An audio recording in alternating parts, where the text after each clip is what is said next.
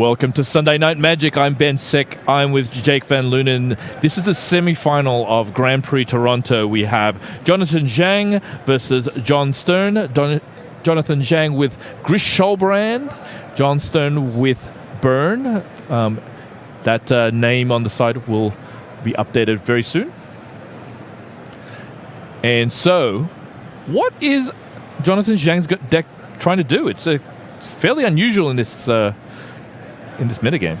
So the plan with Grisolbrand is to discard a really powerful creature, something like a Griselbrand, a Borborgromos, or a World Spine Worm, and then use a Garayo's Vengeance to return it to the battlefield, have it attack, and have some sort of great effect, and then die. It also has Through the Breach, so it can do the same thing, put the powerful creature into the battlefield and attack, do something disgusting, and it essentially can just win the game out of nowhere. Yeah, so I've actually played with this deck a little bit, and the part of the combo is basically when you Vengeance back the Griselbrand, it draws 7 immediately, gaining life with the Nourishing Shoal and the Worldspine Worm, because that's, and then drawing another 7, and basically just putting his entire deck in his hand, only to be able to play Borborygmos Enraged into play, and then discarding all the land at his opponent. So it's a really, really kind of it's basically a combo damage finish. And on the other side is John Stern with Burn. So how does this kind of match up against this matchup? Yeah, so the Burn deck is essentially just trying to win the game by resolving, say, 7 spells, 6 to 8, right, spells, and the Burn deck is basically up against it here because the problem is that Jonathan Zhang at some point can assemble the combination of Nourishing Shoal and World Spine Worm, and that can cause some big problems for a deck like John Stern's. However, it's important to note that Jonathan, he's going to be paying 7 life with that Griselbrand. He may lifelink and gain 7 with the first attack there, but he may want to pay 7 before he attacks, depending on what his hand does, and that can be really dangerous when you're playing against a Burn deck. Okay, so we're going to go back to the match here. And so there's been a pair of Faithless Lootings by Jonathan Zhang, and another one in the process. And he actually hasn't put any big creature into the graveyard as yet. So nothing to Garayo's Vengeance. John Stern only has played a Lava Spike and then a Lightning Helix. So John doesn't have a recurring source of damage. He doesn't have a creature in play. How important is actually having those creatures in play in this kind of matchup? I think it's really important. Normally, something like Goblin Guide, it trades with something. It might get in for 2, maybe get in for 4. But against a deck like Jonathan's, if you have a turn 1 Goblin Guide, that's going to represent 6 to 8 damage, depending on whether or not you're on the play or draw in a lot of situations. And that's just insane for a single mana. So Jonathan has actually found one of those recurring sources of damage with Goblin Guide. He attacks with it, deals 2 damage, but Jonathan gets a swamp for his trouble via that trigger. And that could be really important for Jonathan, too. He may need that swamp in order to play a land, a ritual, and a Through the Breach on this turn. Okay. So Jonathan plays a Cathartic Reunion, discarding a mountain and a swamp. Now, John Stern is basically deciding whether he wants to respond to that discard.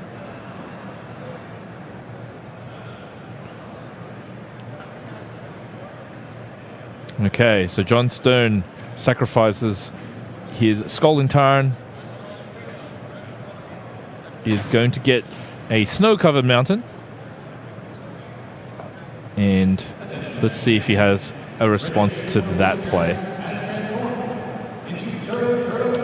I mean, this is a really, really kind of swingy match. So he casts Skullcrack in response. Basically, he's trying to ensure that there isn't some gaining life in response. And from the looks of it, it looks like Jonathan now does have the combination of World Spine Worm and Nourishing Shoal in hand. Okay, so now Jonathan is at 9. He's going to fall to 7 if the Goblin Guide hits. Now, part of the danger is that a lot of the burn spells in Johnstone's deck are instants. So if he can respond to the Nourishing Shoal, is he going to wait till he gets to the point that he's going to die, or is he going is he worried now? I mean, of being killed in response here. Oh wow! So Jonathan Stern only has 2 copies of Skullcrack in his deck, and he's drawn both of them. So Jang there just attempted to gain 11 life with the Nourishing Shoal, and instead took 3. Okay. So Skullcrack, 14 life less than what I imagine Jonathan was expecting to have there. So players have deck lists now. So Jonathan knows that John is out of Skullcracks. So if he does actually have another Nourishing Shoal and Worldspine Worm, he's going to be able to actually gain 11 and not be worried about getting Skullcracked. Yeah, I mean, Jonathan has missed a lot with his cards. Looks like he's not found a single Through the Breach or a single Garaya's Vengeance now, and he's come through a pretty significant portion of his deck here. Okay, so he's trying to decide what to discard from his flashbacked Faceless Looting. So he discards a Simian Spirit Guide in the Swamp, plays a Mountain, plays a Simian Spirit Guide, exiles his Spirit Guide to get a mana, then flashes back his Face Looting again. Really just trying to dig his way out of this. But he's at 4. Johnstone has cards in hand. He hasn't played a land every turn, so there's a good chance that there's basically burn spells in his hand. It's a dangerous situation here for Jonathan. If he has even a Borbromos Enraged and a Nourishing Shoal, I imagine he may go for that here. Johnstone playing the patient game. Okay, it looks like there's a Through the Breach and a Nourishing Shoal in hand. So I think he does not have any reasonable way to interact. So John just has to decide, do I kill you? It looks like he has some Searing Blazes in his hand. So those aren't particularly good right now. But if he actually has any sort of burn spell, he's actually going to be able to kill Jonathan immediately. But it might... No, it looks like he's basically trying to figure out, does Nourishing Shoal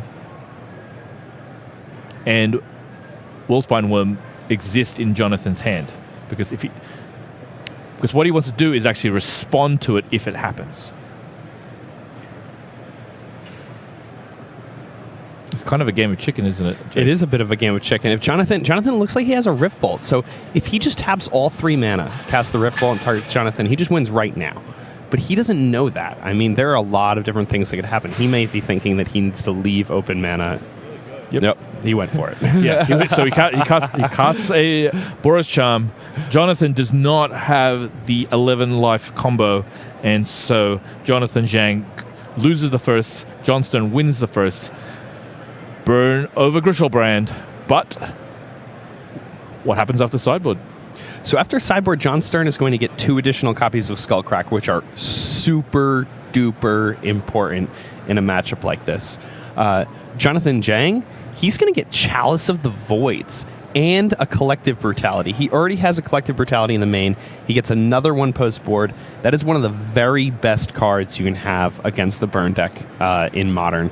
When you draw Collective Brutality against Burn, it not only kills a Monastery Swiftspear or Goblin Guide, but it also gains you 2 life, and it also nabs a burn spell out of their hand. So even though you're discarding a whole bunch of cards, you're spending 3 cards and you're taking 3 cards. Those cards for you, they're taking that wind out of the burn burn deck sales, and the burn deck needs each of those cards, and essentially you're getting 3 cards all at once from them, and that's going to be really hard for the burn deck to recover from. So there are some rest in pieces in Johnston's sideboard. Now, there is a reasonable graveyard component in Jonathan Zhang's deck. He obviously uses Goryo's Vengeance. Now, he does have Through the Breach as well, so he doesn't rely on the graveyard. Do you think it's worth bringing in the rest in peace? I think it is. I think they're powerful enough in terms of turning off the Goryo's Vengeance, in terms of making it so the Faithless Lootings can't get flashed back. The Goryo's Vengeance in general is the way that Zhang's deck is at its most explosive. Right. And the fact that you're able to turn off this 2-mana card that can essentially win the game by itself makes Rest in Peace powerful enough that you'd want to bring it in.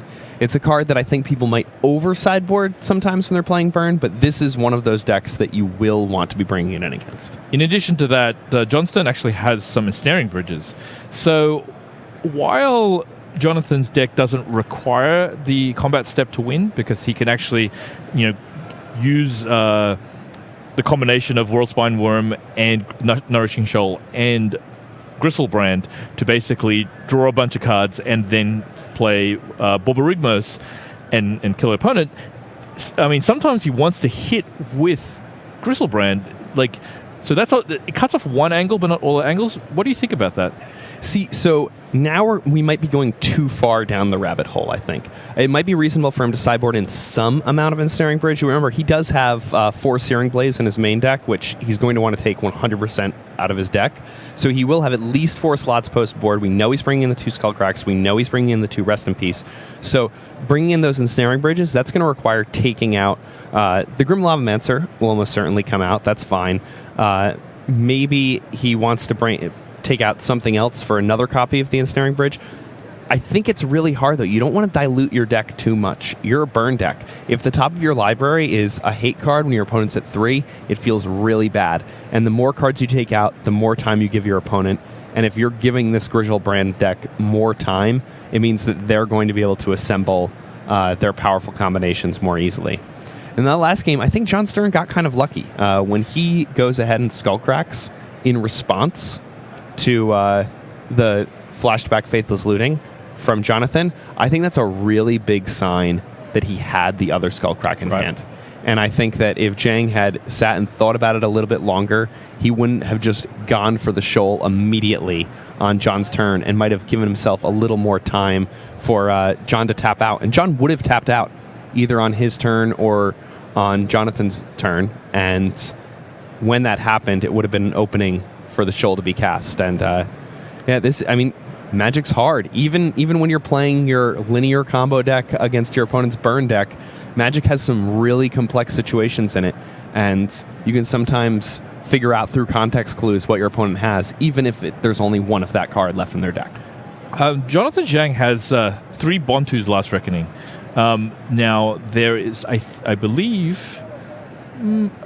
16 creatures, 17 creatures in... So, 16 creatures in... Let me just count this up. 12... I think it's 14? 14. Yeah. 14 creatures in Johnston's burn deck. Is Bontu's Last Reckoning worth bringing in, or 14 creatures too low? No, I think the fact that you don't untap your lands afterward makes the card not quite strong enough for the matchup. Bontu's Last Reckoning is just amazing against a deck like Humans, against a deck like Elves, Merfolk, even something like Eldrazi-tron or Black-White Eldrazi. Bontu's Last Reckoning is exactly what the doctor ordered. In a matchup like this, not being able to untap your lands on the following turn is often a death knell, and the fact that all of the red creatures have haste anyway, so they already did you some damage when they entered the battlefield, it means that Bontu's Last Reckoning just really isn't where you want to be in this matchup, I imagine. So we have an update from the other semifinal, Luke Purcell versus Dan Ward. Luke Purcell and Jeskai Control, Dan Ward on Boggles. Dan is up 1 game, so the Boggles defeat the Jeskai Control in game 1. How do you think that matchup goes? So I think it's really important that Luke Purcell is able to find either Engineered Explosives or Supreme Verdict there. When Luke Purcell does have a Supreme Verdict, Dan Ward might have a an Umbra, so a card that has the keyword Totem Armor on it, and that will prevent his creatures from dying to those Supreme Verdicts, which is super duper important. I know that Dan Ward actually lost in the Swiss to Luke Purcell, and Dan feels that this matchup is very good for him. He was hoping to get an opportunity for revenge, and now he's facing off against Luke Purcell in the semifinals here. The updates are coming quick and fast, and actually Luke Purcell has tied up the game 1-1. So we've just got another update. So there was a really, really kind of quick comeback on Luke's side. So we actually have 1-1 in the other semifinal. Obviously, in this one, John Stern is up 1-0 versus Jonathan Zhang. This is like really, what a great top 8, like showing off the modern format. I mean, there's 7 different decks, only 1 repeated. There were 2 burn decks in the top 8. I think only 1 deck repeated from the Pro Tour too. So, over 2 weekends we have 14 different decks. That's just absurd, and I think it speaks volumes about how beautiful this format is right now. I've talked to people who were just hanging out around the GP, people who I'd never met before this weekend, and they were just going on and on about they have no idea what to play in Modern. They haven't really sunk themselves into playing one deck over a long period of time yet. They were like, every single week, it seems like there are different decks doing well. What is going on? This format is beautiful. I don't think I've ever seen a format with this level of diversity in the 20 years that I've been playing Magic. Constructed formats have never been this good. Okay, we actually are just about to start now. Jonathan Zhang is on the play. He's looking at his hand, deciding if he can afford to keep or if he's going to mulligan it. It looks like Jonathan I think he's still deciding it. His deck generally has some tricky mulligans to do, I think. Yeah, I think that is one of the most difficult parts about playing the Griselbrand deck. I've personally never tried it, but I've lost to it plenty. Oh yeah, no, it's one of those decks where if you haven't kind of like played against it, you think, what's the range of them catching up, like in situations, because if you play any sort of like normal interactive deck, you say, well, are they going to kill me out of actual nowhere? And they do. The combo basically completely like kills you in one turn. Yeah, hopefully we get to see the fireworks go off here with the Griselbrand deck. It is very exciting. A lot of what it does is when it actually is going off with Griselbrand and Nourishing Shoal, is it builds up a bunch of cards in hand, builds up some Spirit Guides in its hand. It plays some of those Spirit Guides to cast Desperate Ritual. It uses Desperate Ritual to play a Manamorphose, then actually returns Borborygmos Enraged from the graveyard. So it actually kind of does... It goes through its combo twice. Okay, Jonathan decides to keep. Goes with one of his unstable mountains. We've seen a lot of unstable mountains this weekend. I really like the new unstable cards. I think they're beautiful. Since there's no unstable snow-covered mountains, Johnston is forced to use something from Ice Age. Okay, Swamp. Jonathan Zhang. He definitely has a Griselbrand in hand, I can see. He has a Cathartic Reunion. I think he's contemplating which cards that he would discard if he played that Cathartic Reunion. Johnston not with no one-drop, which generally means not a lot of creatures there. He's going to send a bolt upstairs. So that's part one. 15% of the game over there for John, right? Is that how this works? Yeah, I mean, it's one of those things about Burn. I mean, there's a little bit of an idea that pro players or, tournament grinders don't like playing Burn because it takes a lot of their agency out of the game. I mean, do you think that's true, or do you think that it's kind of like unfairly maligned? I think the deck is unfairly maligned. I think that there's a lot of skill to play any deck. I think that when you see Burn doing well, in this tournament there might have been 100 people playing Burn, and here we have one of the very best players who is in this tournament in the top 4 right now playing the Burn deck. I think that Burn has a lot of nuance to it. In the first game, we watched John Stern find a way to get his opponent to go for that Nourishing Shoal by convincing him that there's no way for there to be another copy of Skullcrack in his hand. He only has 2.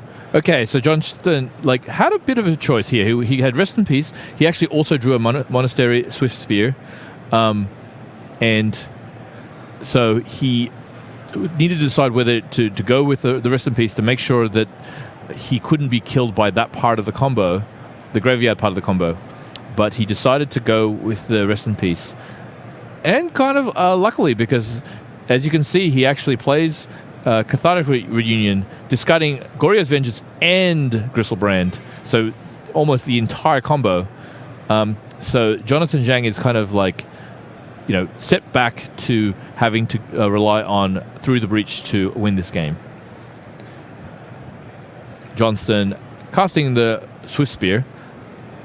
Also a Lava Spike, and a Lava Spike that's essentially doing 4 because it's giving the Monastery Swift Spear a prowess trigger in addition to dealing the 3 damage to Jonathan Zhang.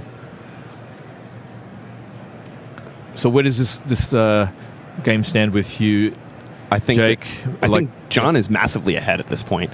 Coming into the match, I imagined that they're both named John, so I need to be better about that. But I think that Zhang was quite a bit favored coming into the match. The Nourishing Shoals just looked real good to me in a Burn matchup. Jonathan now, though, without his graveyard to work with, he's going to need to get up to 5 mana, and you need a lot of Simian Spirit Guides to go from 2 to 5. And I think John Stern has gotten to the point where if he gets another pair of turns, the game is almost assuredly over. Jonathan Zhang basically casting Metamorphose to cycle it, doesn't actually have a follow-up there. I think he's trying to figure out a way to actually get up to that Through the Breach. Yeah, it looks like he does have the Through the Breach in hand. So a 4th land and a Simian Spirit Guide to go with his Gristlebrand. So Monastery Swift Spear attacks for 1, but actually there are burn spells in John's hand. Do you think it makes sense for him not to cast them during his own turn? I think so. So I think one of the major things that John needs to worry about here is Jonathan comboing off with his Nourishing Shoal. So by John waiting on by Stern waiting until Zhang's end step, he's able to make sure that there isn't going to be a Through the Breach combo happening, and at that point he might unload a burn spell. Sure, Zhang could actually go ahead and shoal in response to this Burrow's Charm, but Stern doesn't necessarily need to worry about that as much as he would need to worry about a Grizzlebrand hitting him and then a shoal happening. Just the avalanche of life gain that would eventually result in Zhang actually winning the game on the spot. We have an update from the other semifinal. Dan Ward versus Luke Purcell. Dan Ward takes it down 2-1. Boggles over Jeskai Control. So we're going to have the hexproof monsters in the final, either against Jonathan Zhang or John Stern. Is that a surprise, or do you think that's how we wrote it up? I mean, I cannot say that I was expecting to see a Boggles deck in the finals of this tournament. Okay, so Through the Breach.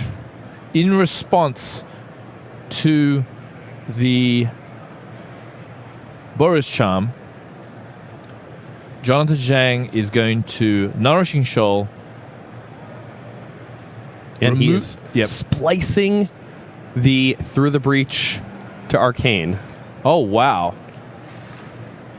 So he's splicing. Okay, so just do you want me to explain it? Absolutely.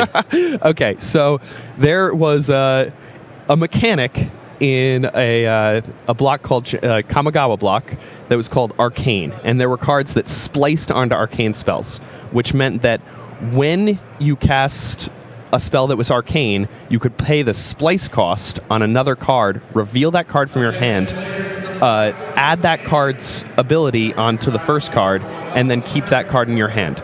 So Through the Breach has Splice onto Arcane for 4.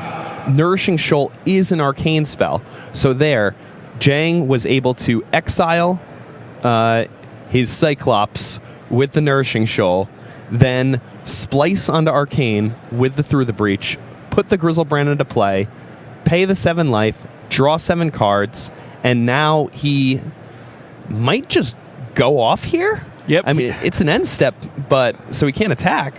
Still. Yeah, this is all during Jonathan's end step because remember, John Stern basically at the end of Jonathan's turn plays the Boros Charm. So the way that Jonathan has to win is he needs to be able to like essentially play another Through the Breach, putting into play Borborygmos, one of which is already removed from game because he just used that to Nourishing Shoal, and then pitch land. So actually, okay, here we go. Nourishing Shoal, discarding Worldspine Worm, gaining 11 life, going to 15, which allows him to obviously draw more cards. Yeah, so he's going to pay another 7 here. He has not used the Simian Spirit Guide, so he will have the 4 Simian Spirit Guides in his deck, which he could use to splice another Through the Breach onto Arcane, which would allow him to put the last Legendary Cyclops in his deck onto the battlefield and then essentially Seismic Assault Stern to death. There's approximately 25 cards in Jonathan's deck. He is able to pay another 7 life with the Grizzlebrand. This is like wild. This is all happening in an end step. He's just going off with this splice into Arcane. I've actually haven't seen something splice into an Arcane spell in like years. Yeah, it's been years for me also. Okay, so what he's doing is he discarded 2 Simian Spirit Guides, also now playing 2 Desperate Rituals. Now he's up to 4 mana. He's got various cards which are his hand. He's up to 5 mana now. I think he's got a hand that's land. yeah. A hand that's he's combo. separated his land. His hand. Okay, so he's played another Nourishing Shoal, discarding Willspine Worm, splicing onto Arcane, the Through the Breach. Now, so let's see what he's going to put into play. So up to 19. Okay, he's put a Borborygmos into play. He's up to 19. Now, so now Borborygmos is in play. He's at 19. He's paid 7 life, going to 12. Now, with his various piles of cards, which are his hand here, like he's discarding a bunch of land, and each one, I believe, does 3 damage. So you need 7 land, and John's. So he actually only needs 6 land, and John's just dead. I think that was the coolest way I've ever seen the deck go off. Like, I've seen the deck go off before. I've seen it kill me. But it normally just, like, Garayo's Vengeance is me. Or, you know, just, like, Through the Breach is me on turn 3 or 4. There, he had to go off on an end step. He didn't get the 7 life from the attack with the Grizzlebrand. He had to fight through that in so many different ways. He didn't have enough mana to go off initially, so he had to splice the Through the Breach onto Arcane off the Nourishing Shoal. Just displayed an incredible understanding of his own archetype and his own deck, finding a way to win when it seemed like all was lost. I mean, his graveyard had been taken away. He was under tremendous pressure. Yeah, I mean, the reason he went off in response to the Boros Charm is so he could have a little bit more life, too, to pay for Grizzlebrand. I mean, he went down to, I think, 1 at one point, and then, I think, 1 at one point. So he actually needed every point of life to get up there. That was incredible. That really shows you what the staying power of this Grizzlebrand deck is, and how it can really fight against, you know, a hate card as powerful as Rest in Peace. Yeah, now, on the question of whether or not John Stern should be bringing in his Ensnaring Bridge, Jang never attacked with something that game. I mean, you can't attack in your end step. So I presume that Ensnaring Bridge is not... I mean, obviously, there are times where Ensnaring Bridge is going to be good, where he needs to hit with his Griselbrand, but, I mean, we were really shown the power of Zhang's Griselbrand deck. That was just completely wild. And it almost feels like... I mean, I only see a little bit of body language from John Stern here. He was almost incredulous that he lost that.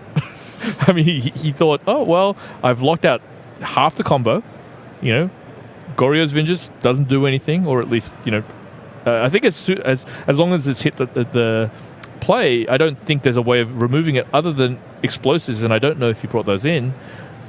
And now John's kind of rethinking, what do I need to do? Do I need to just have some naked aggression? Do I just need more burn spells? John seems to be rethinking his strategy right here. Like, maybe he's thinking that the rest in pieces just aren't good enough. Yeah, I think in that game, he took turn 2 off. And I believe that he did have the Swift Spear in hand. He had a repeatable source of damage in hand. And he took that turn off to play a Rest in Peace because he thought it would slow Zhang down by enough that it could give him victory. And that might have actually been true. Yeah. The Rest in Peace, I think, based on what we saw from Zhang, I think that slowed him down by maybe 2 full turns. Right. I mean, he did have the Goryo's Vengeance. He did discard the very next turn to Cathartic Reunion, a Griselbrand and a Vengeance. So he had that half the combo. So we don't know if that turn that he had to take off was profitable or not, but it actually did look like it was enough. So, I mean, Jonathan's hand was just so powerful that it didn't matter. That's absolutely true. I think that it's interesting for John because I think leaving up a Skullcrack is so much more important than having a Rest in Peace in play or having an Ensnaring Bridge in play. All of these hate cards that John's bringing in, these catch-alls, none of them are as important as him simply having 2 mana open and having a Skullcrack in his hand. Is it possible that he shouldn't even Boros Charm? Like, he actually, if he has a Skullcrack, nothing. Just get up to 3 mana, play a 1 mana creature, keep attacking, and don't ever let a window where you can't Skullcrack your opponent. I think that might be possible that's the case. I also think it's possible that Zhang brought in Pact of Negations because of... That's a card that we didn't really think about that as a card to bring in against Burn when we were talking about sideboarding.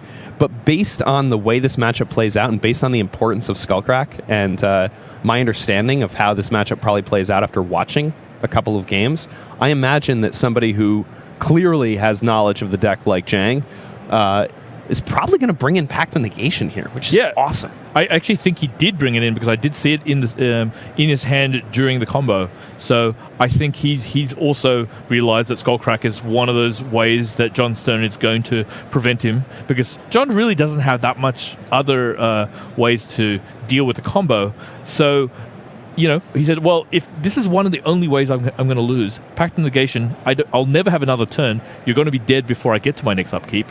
Let's go that direction.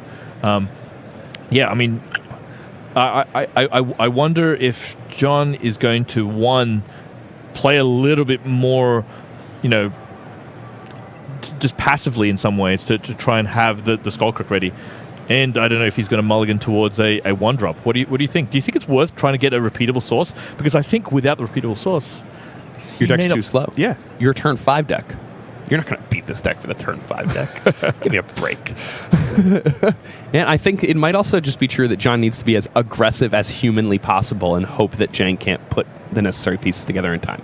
Yeah. No, right, there's the push and the pull, and I think the contents of John's hand and the nuance of the game that we're watching is going to really drive this narrative. And I think it's really interesting that as a Burn player, you're presented with this super complex thing, because it really does kind of shatter the the negative things that you hear so often about Burn, which are not true, by the way.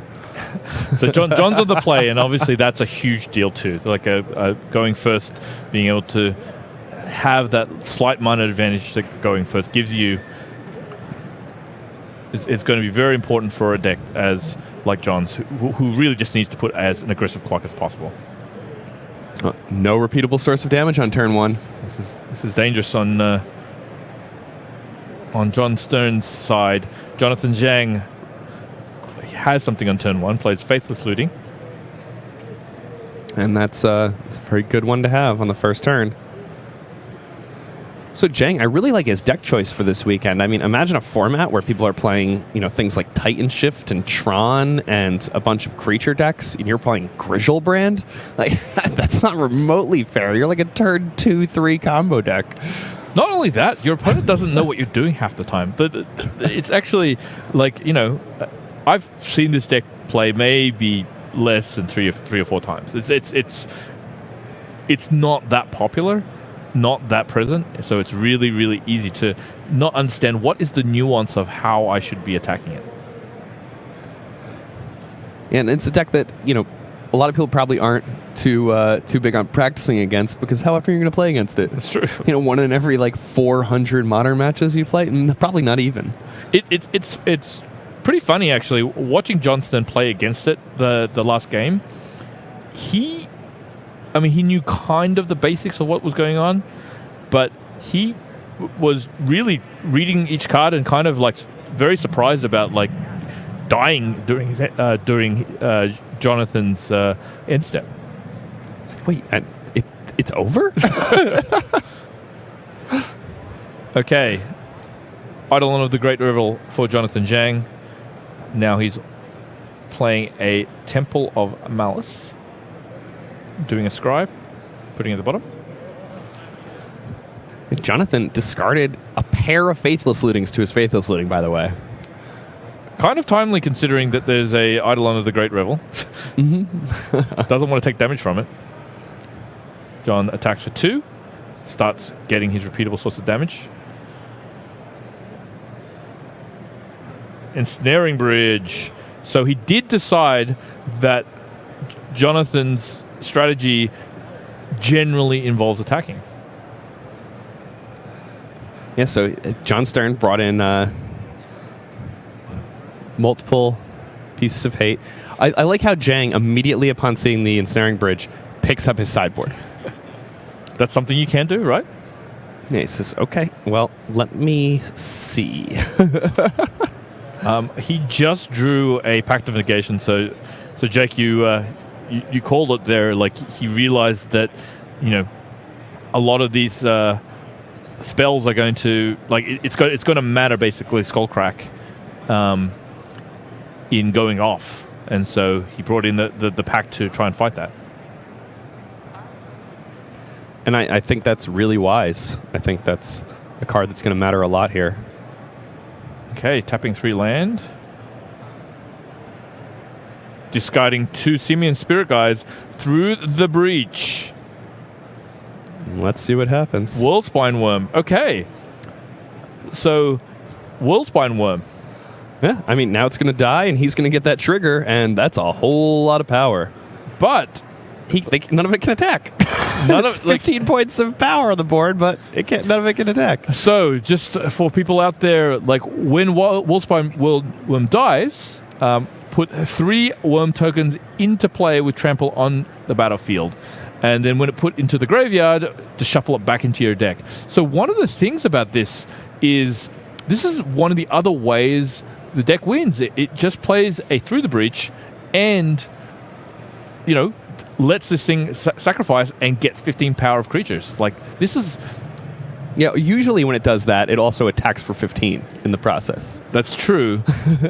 So, funnily enough, John Stern may have just nullified Jonathan's hand, at least as far as this strategy is concerned. What's interesting, though, is that because of the Eidolon that John has, if he starts just aiming burn spells, he's going to be taking damage from those burn spells. And then if Jonathan Zhang is ever able to draw a card that gets that Ensnaring Bridge off the table, then the game will instantly end. Also interesting, Jonathan did this in the face of the Ensnaring Bridge. He knew that he couldn't attack. Yes. So, is he just doing this so he can essentially put up a moat? Yeah, I think in many ways this is just shields up. Okay. Jonathan flushes back one of his Faithless Looting in the graveyard. takes 2 damage from the Eidolon trigger.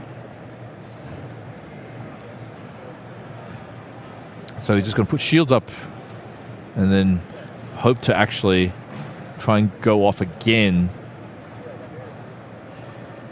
with the combo. There's so many weird angles in this match, Jake. Yeah, there are a lot of weird things going on. And, you know, you don't think of these types of things in like a combo V-Burn matchup, but then so many different levels. It looks like John has an additional copy of Ensnaring Bridge in hand also, which he definitely did not want to draw that much hate. That means that his draw is going to be quite a bit slower. Another Temple of Malice for Jonathan Zhang. He's actually kept the card on top after discarding a land and a Pact of Negation to his Faithless Looting.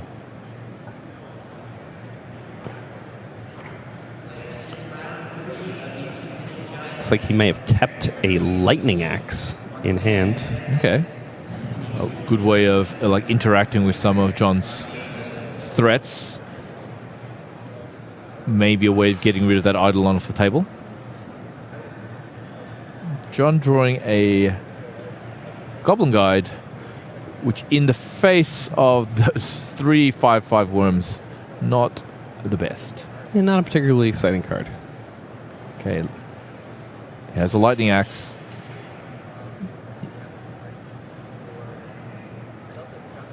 I wonder if Jonathan might try and play this weird game of chicken where he tries to hurt John with his own Eidolon more than kill it now. Yeah, and I mean, that doesn't seem too unreasonable. I think eventually Zhang will get to the point where he might even be able to just cast a Legendary Cyclops and then start tossing some lands for victory. I don't think he has green mana to do so. Doesn't he have Manamorphose, though? Oh, he does have Manamorphose. Yeah, and it looks like he has it in hand. He looks like he has that combination of cards in hand right now. That is interesting. He has one of Manamorphose. A little bit wacky. Yeah, which will actually give him enough green to be able to do this because it's 2 green, 2 red. Although I think he has a Through the Breach anyway, so he could just throw the Breach into play and then start throwing lands. Yeah. And if John's life total gets low enough, that is an entirely reasonable course of action. I feel like Jonathan's kind of really understands where his deck is at any given time because like putting out those 3 5/5s has completely brick walled Johnstone, and he can't afford to do too much because he'll take damage from the Eidolon. It might even be correct for John to start attacking with his Eidolon. What do you think of that line? I don't know. I mean, it just seems so wrong. Okay, so John putting up even more defenses, playing a Leyline of Sanctity. This is a totally different, like... This is insane. This is not even a burn deck anymore. It's some sort of, like, Lantern control deck that has shields up with Leyline of Sanctity, Ensnaring Bridge. I mean, I'm not even sure how many times I would see both of those cards out, let alone in a burn deck. Now, this is interesting because if Zhang doesn't have a card like Shattering Spree in his deck post-board or a card like Engineered Explosives, he can't win right now, right? Unless something crazy happens. Okay, so I'm not sure if this is happening in response to the ley line. So we'll see if we can get some sort of confirmation because, you know, in many of these cases, you need to actually... Oh, okay, no, I guess it was at the end step. Yeah, as you said, Jake, I think that if he can't attack and he cannot target, if he has no way of getting rid of those 2 permanents, John might just be able to have complete control of when to win this game. Just Jonathan not able to win by his traditional means. And notice that Jonathan is, he only has 1 copy of Manamorphose in his deck. So he needs to hold on to this Manamorphose so that Engineer Explosives isn't out if he brought that in. That is a good catch there, Jake, because he needs to get to 3. His deck is a 2-color deck.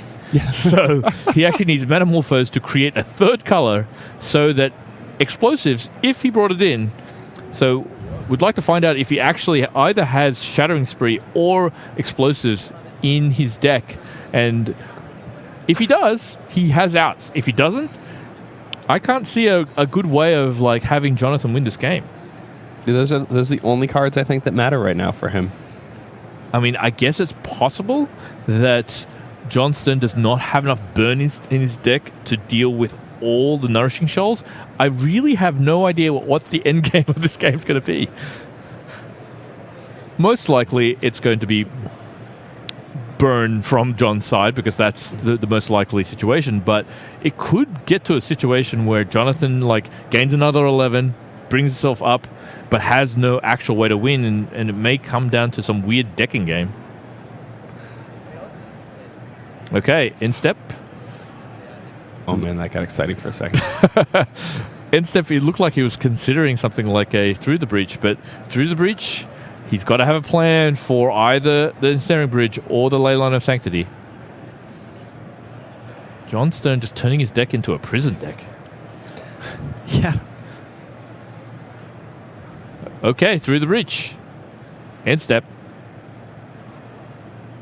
Now Johnston, maybe he's kind of either trying to imply that he has a Skull Crack, or he does have a Skull Crack and he wants to cast it.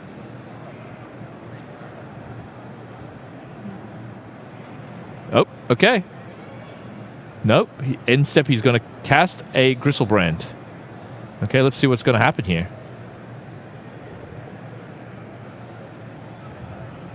Yeah, now the Grizzlebrand will stay in turn for his whole turn and then die because the Through the Breach says sacrifice the creature at the beginning of the next end step, and this isn't the beginning of his opponent's end step. This is the end of his opponent's end step. Okay.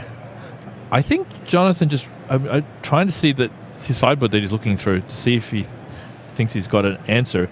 I think he realizes he needs to go off this turn because this is going to be probably one of the last turns he's going to have more than 7 life remaining, so he can actually pay 7. The danger is that if he pays 7 life, he just immediately dies to the Skull Crack. Now, the thing is, he's probably not going to win anyway in these situations, so he may just be in desperation mode. Yeah, so okay, paid the 7 life. Pay the 7. John is looking to tap some land, and looks like it's skull cracking him, and I don't think Jonathan has a way of winning here. Oh, actually, he's going to play a Metamorphose in response to the skull crack in the possibility of doing something to gain life. Now, I don't actually think he has a green card in hand, so I think this may just be for nothing. But it's... So he does it. He draws. 2 swamps. John Stern wins, turning his deck into the red prison deck. Not what I expected out of that match. Yeah, no, look, he's showing Johnston. He actually has the 2 Shattering Sprees in his sideboard, so he had no way of actually breaking that bridge unless he actually had an Engineered Explosives in his deck. But that was crazy. I mean, John Stern, godfather of Canadian Magic, found a way to win against Griselbrand 2-1. That was an insane game. That was like modern at its most intricate. Beautiful. Okay, that's the end of the semifinals. Riley and Eduardo are going to take you through to the final, so they'll be back just after these messages.